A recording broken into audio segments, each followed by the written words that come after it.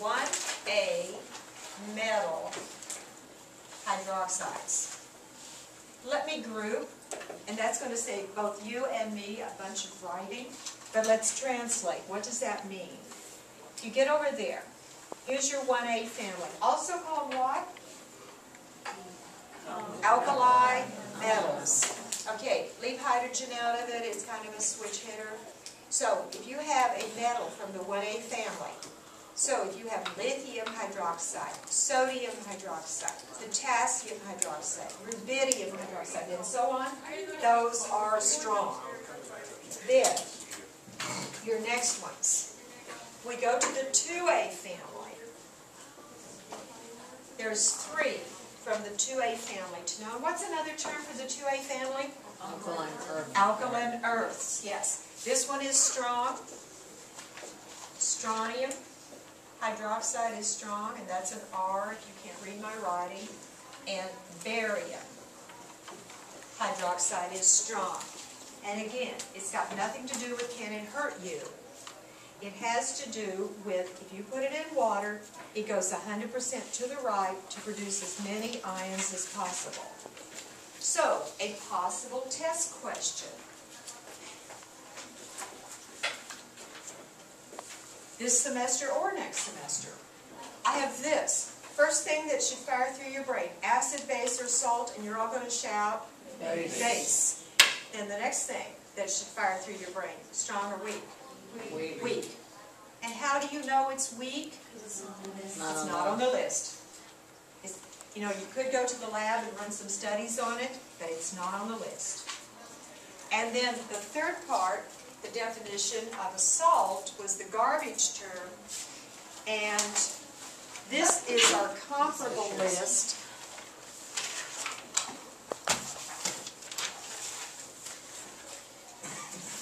When we start talking about salts, we do not use the term strong and weak. We use words that mean kind of the same thing, but they don't say strong and weak. It's either soluble or insoluble. So, again, though, the definitions are comparable. It's soluble if when you put it in water, it goes essentially 100% to the right. If it's insoluble, the junk doesn't dissolve. It just sits in the beaker like a lump at the bottom. And so those are your 3 rules to decide if you've got a soluble salt or an insoluble salt. Again, this shows up, Chapter 10 and Chapter 20 for 1412.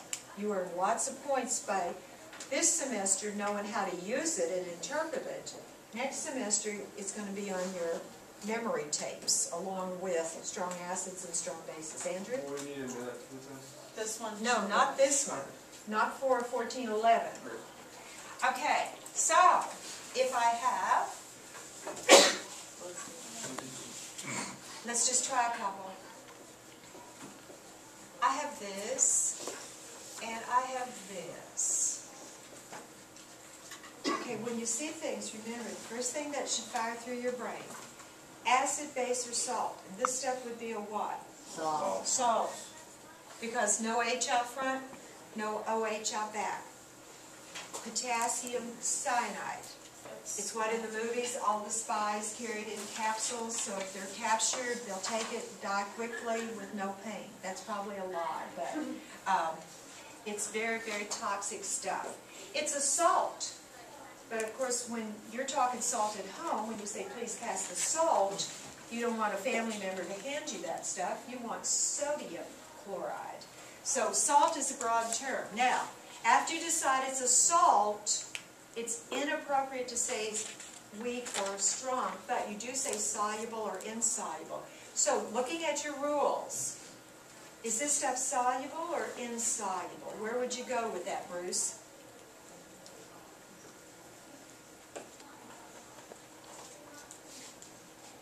The 3 rules up at the top. Oh, I'm sorry. No, that's a problem. That's a different problem. Okay. 3 rules up at the top. Is potassium cyanide soluble? Yes. Yeah. But which rule, Marco? Because even this application is in ions. It's rule 1. We got a potassium ion.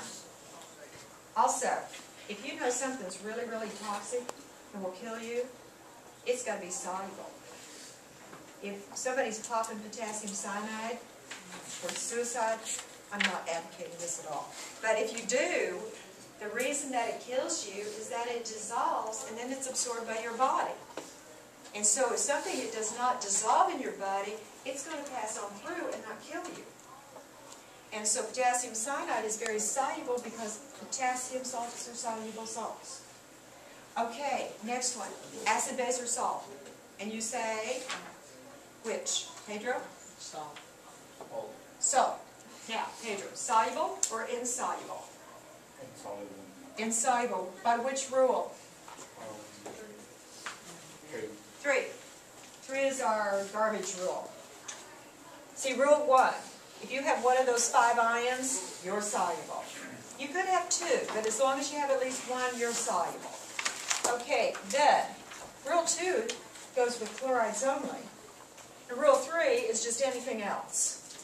And again, occasionally you're going to be wrong with that. If you're working in OWL, they have a table, and I would click on their table because they're going to follow the letter of the law. They are not going to use the Cartwright shortened version.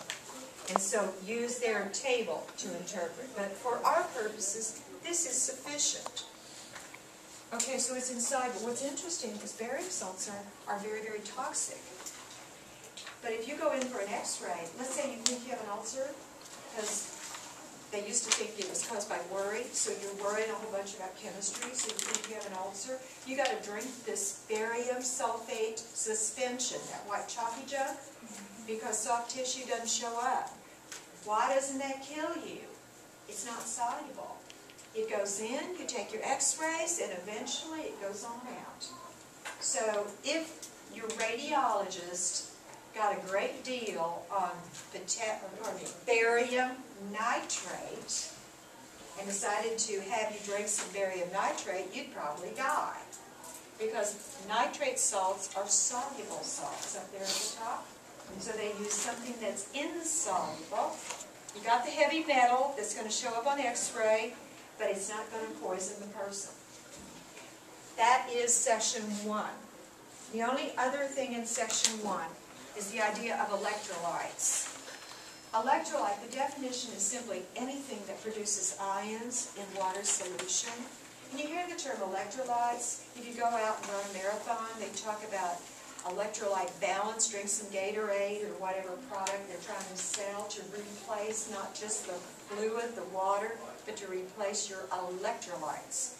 They mean ions, potassium ions, sodium ions, and so forth. When they're doing blood tests, one of the parts of doing a blood test is electrolyte levels in your blood. And that's a good indication of how healthy. So, acids are electrolytes, bases are electrolytes, soluble salts are electrolytes because they produce ions in a water solution. So when they say electrolytes, they're checking your ions, is what they're doing. It's just medical people like to use a different term. Okay, now, these next 2 parts, we just have 2 parts to go, and we'll at least get a start today. This is nomenclature, and that is a fancy word for naming stuff. We have rules, nasty rules, to learn on how to name stuff. And where did this come about? From a committee.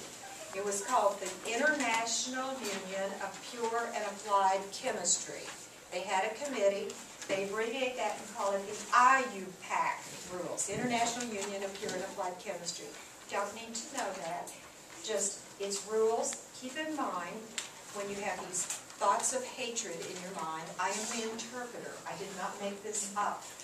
And I allow no moaning and groaning as we go through this. Think of it as a language. And with a language, you got to practice it.